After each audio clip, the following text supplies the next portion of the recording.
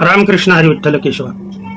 डोळ्याच्या खाली असणारी जी काळी वलय आहेत, सर्व स्त्रियांच्या बाबतीत हा प्रॉब्लेम आहे.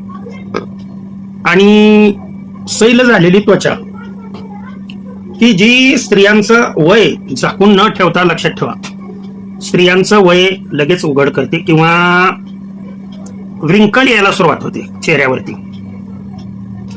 इथं तुमच्या लक्षात येईल की काही लोक व्रिंकल दिसू नये, आपण तरुण दिसावं म्हणून दाढी राखतात.